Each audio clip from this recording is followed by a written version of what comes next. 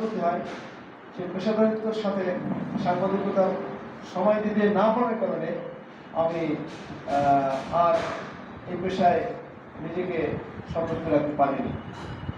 তো এটা আমার কাছে স্মৃতি, অত্যন্ত আনন্দঘন স্মৃতি। জনগণের এবং জনপদের সমস্যাকে যখন আমরা নিউজ করতাম, সেই নিউজটা যখন পত্রিকার পাতায় ছাপা হতো, তার যে কি আনন্দ সেটা আমরা এখন বুঝতে পারি, এবং তার যে কি প্রভাব একটা নিউজ আসার পরে জনগণের দিকে চাঞ্চল্য সৃষ্টি হতো, এটা আমাকে এখনো আন্দোলিত করে। তো আমার মনে হয় যে জাতীয় সাংবাদিক সংস্থা গ্রামীণ পর্যায়ের দুর্দশাগ্রস্ত জনপদ মানুষের কথাকে জাতীয় গ্রিডে তুলে ধরার ক্ষেত্রে অনন্য ভূমিকা পালন করছে। সাংবাদিকতা কখনো কখনো কর্পোরেট ঐতিহ্যের সাথে, সংস্কৃতির সাথে জড়িত হয়ে কখনো কখনো বিশেষ দিকে ধাবিত হয়ে জাতিকে সঠিক গন্তব্য থেকে কখনো ভিন্ন গন্তব্যের দিকে নিয়ে যেতে আমরা দেখেছি। তো আমার দৃঢ় বিশ্বাস যে জাতীয় সাংবাদিক সংস্থা সেই ধরনের পথ না বাড়িয়ে তারা সত্যিকারের দেশের জন্য সাংবাদিকতা করবে, মানুষের জন্য সাংবাদিকতা করবে, এ আশা জাতীয়। সুতরাং চোখ বাঁধা অবস্থায় আমরা সত্যিকারের সঠিক কথাতে বলতে পারি, সঠিক কাজ করতে পারি, অন্যায়ের বিরুদ্ধে থাকতে পারি, ন্যায়ের পক্ষে থাকতে পারি, এবং সেই কাজ করতে যে আমরা ডান বাম চিন্তা না করে সঠিক লক্ষ্য মানে আমরা এগিয়ে যেতে পারি, সেই সাহস, সেই অভিজ্ঞান, সেই কর্মযোগ্যতা প্রত্যেক সাংবাদিকদের মধ্যে আসুক, এই আশা আমি করি। আর পেশাগত দায়িত্ব পালন করার ক্ষেত্রে স্কিলনেস যে ধরনের প্রশিক্ষণ দরকার, আমার মনে হয় যে জাতীয় সাংবাদিক সংস্থা সে কাজও করছে। সুতরাং গ্রামীণ পর্যায়ের একজন সংবাদকর্মীকে তৈরি করার জন্য তার যে যোগ্যতা থাকা দরকার, সেই যোগ্যতা তৈরি করার জন্যই আমার মনে হয় যে জাতীয় সাংবাদিক সংস্থা নিয়মিত ধারাবাহিক পর্যবেক্ষণ পরীক্ষণ করবেন। আমি সেই আশাবাদ ব্যক্ত করছি। আমার জন্য সকাল থেকে কিছু লোকজন অপেক্ষায় রয়েছিল, কি কাজ করছে। পাশাপাশি যারা সাংবাদিকতার পেশার সাথে যারা জড়িত, তারা সংবাদকর্মী হিসেবে তারা কাজ করে, অনেক ঝুঁকি তারা বহন করে। ঝুঁকি বহন করেও তারা কিন্তু এই পেশার সাথে সম্পৃক্ত থাকে।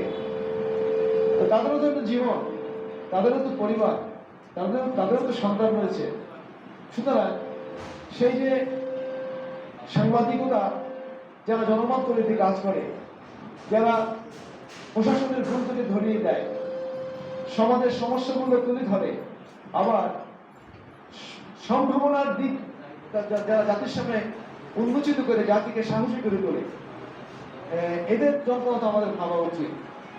সুতরাং সাংবাদিকদের পেশাগত দায়িত্ব পালন করার ক্ষেত্রে তারা কিন্তু তাদের ন্যায়সঙ্গত দাবি দেওয়া অধিকার, তাদের প্রয়োজন, ন্যূনতম প্রয়োজন পূরণ করতে পারে, এই জন্য কিন্তু আমাদের ভাবনার সময় এসেছে এবং ভেবে দেখা উচিত। এই ভাবনাটা আমরা এখনো ভাবতে পারি না, যার কারণে কখনো কখনো এমন হয় যে কোনো সাংবাদিক তারা জাতির জন্য কাজ করতে করতে একটা সময় যখন জীবনের প্রয়োজনে তারা কখনো কখনো বৃদ্ধ ট্রাকের পা বাড়িয়ে বসতে পারে।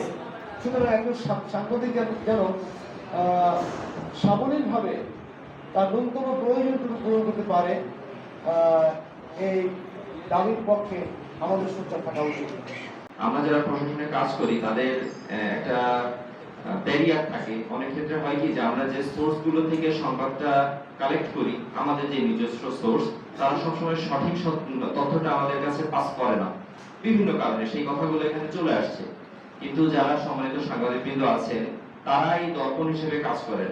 আমরা কিন্তু যখন ফিল্ডে কাজগুলো করি তখন অধিকাংশ তথ্য এই সম্মানিত সাংবাদিকবৃন্দের তথ্য থেকে পেয়ে কিন্তু আমরা এক্সিকিউশন লেভেলে যাই। তখন সেটা ক্রস ম্যাচ করে দেখি যে না, আসলে যে তথ্যটা আমরা পেয়েছি তথ্যটা সঠিক, যেটা আমরা আগে পাই নাই। তো যেটা বলছিলাম, মোড়লগঞ্জেও এসে আমার অভিজ্ঞতাটা বেশ সুখকর। এখানে আমাদের যে কারণ জাতীয় সাংবাদিক সংস্থা নিজেরে বিশ্বাসী না। আপনি আরেকজনের সাথে মানসিক সমস্যায় অবতীর্ণ হবেন, আমি সেটা মানব না। আপনার দেশে সংগঠনের অভাব নেই, সব জাতীয় সাংবাদিক সংস্থা থাকতে হবে এমন বিষয় না। আন্তঃদ্বন্দ্বে লিপ্ত হবেন, আমি সেটা মানব না। এটা সংস্থাকে মানে কলুষণ করে, নষ্ট করে। আমি চাই সংস্থার উপজেলার একজন সাধারণ সদস্য এবং নীতি নির্ধারক কমিটির সর্বোচ্চ পর্যায়ের যিনি, ধরেন আমরা দুইজনই সমান। বাবার কোনো অবকাশ নেই যে উপজেলা পর্যায়ের একজন সাধারণ সদস্য সে বোধহয় অনেক কিছু। আমি এটা বিশ্বাস করি, আমার জায়গা থেকে আমি বিশ্বাস করি না।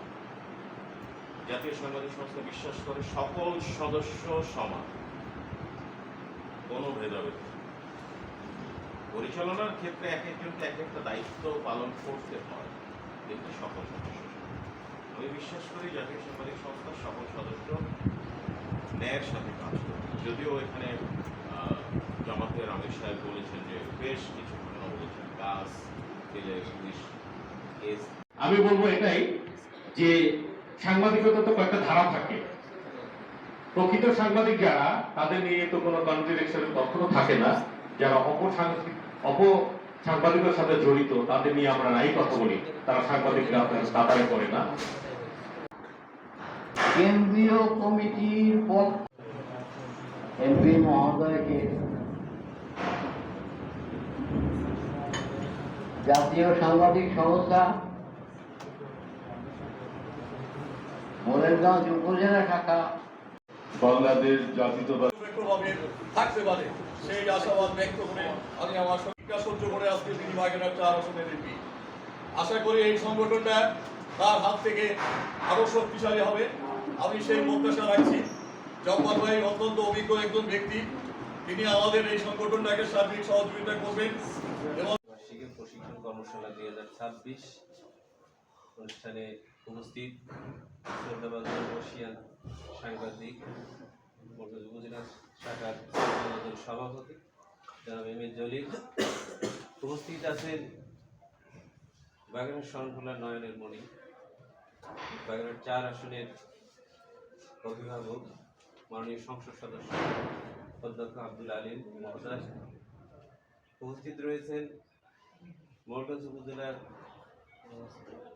সহকারী কমিশনার ভূমি জনাব অতীশ সরকার, উপস্থিত রয়েছেন মোরগঞ্জ রাজনীতির একজন